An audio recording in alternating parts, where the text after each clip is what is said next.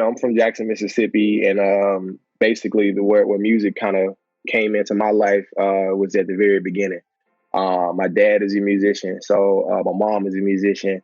I never really had a choice.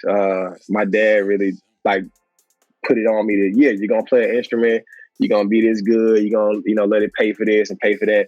So I started out playing piano when I was 9.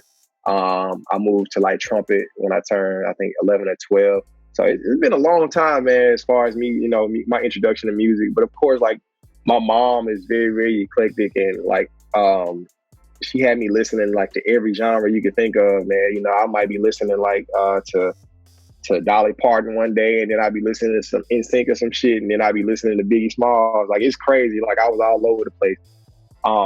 But as far as when I really knew that I wanted to pursue, this as a career, honestly, it was Kanye West.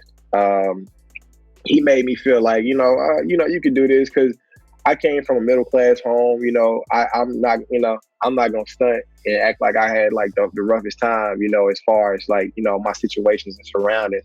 And so at that time, I always felt like, well, in order to be a rapper, you gotta come from this, and you gotta, have this type of stuff going on. And I didn't. I was the exact opposite at all. Like, I was like this lame ass dude.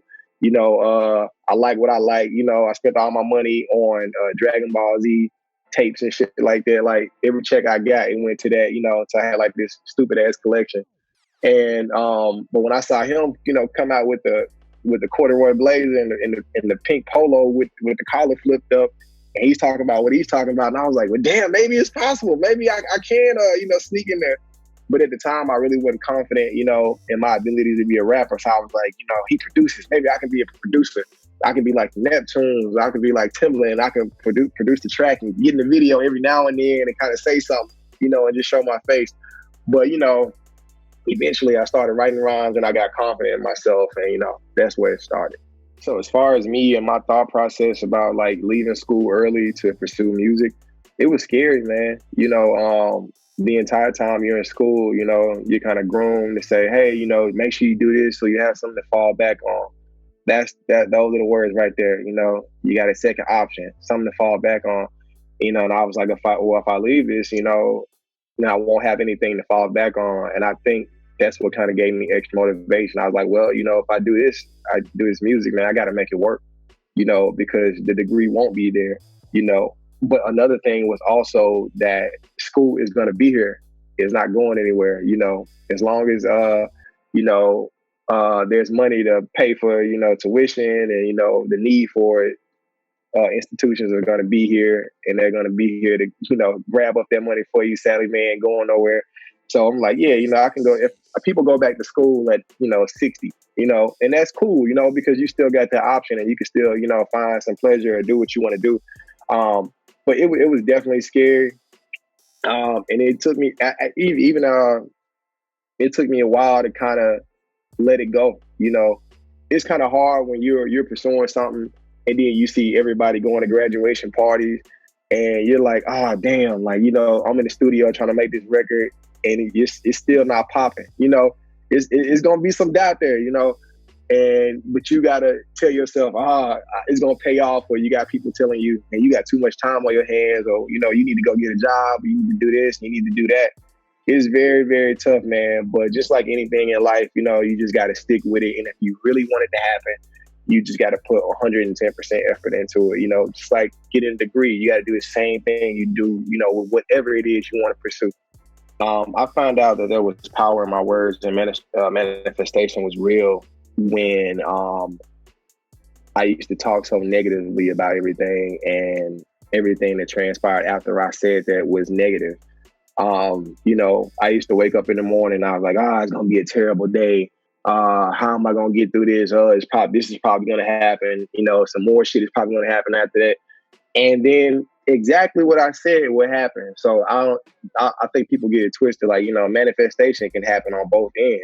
You can manifest some dope ass shit, or you can manifest a terrible ass time. It can be positive and negative. And I started to believe that, my life is going down this path because I'm controlling it. and I'm speaking on it so negative all the time. And I'm literally setting up myself for failure every day I wake up. The first thing I do is negative. My first thought is negative. When I'm driving in the car on the way to work, I'm thinking, negative. So I started, I was like, well, maybe if I do the opposite of that, let's see what's going to happen. It was an experiment, bro. Like, I don't even know if I can say I really believed at first, but it was just experimentation. And I started waking up, even if I didn't feel like it. If I felt bad that day, I was like, man, today is gonna be dope as shit. And I'd be in the back of my head like, man, it's not. And then I had to fight myself, like, nah, it's gonna be dope. It's gonna be a great day. And I kind of say, like, today this is gonna happen for me. And I'm gonna get this done, and I'm gonna, do this at this level.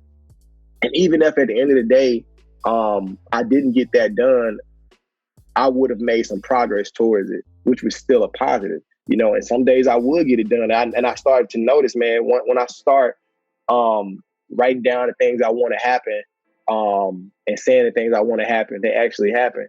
And what was very key for me into, this belief that I have is I write down and make a list of all the things I want to happen within a certain, time span. Like in the next 6 months, I want to have this accomplished, that accomplished, 6 months to a year.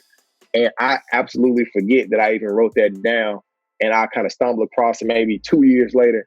And everything that I said, I look on the list and it's checked off. And I wasn't actively checking it off. It happened, And I think like, damn, I need to keep doing this. This is a good practice, And just by me, putting it out there in the universe, saying, this is what I want to happen, it came to fruition.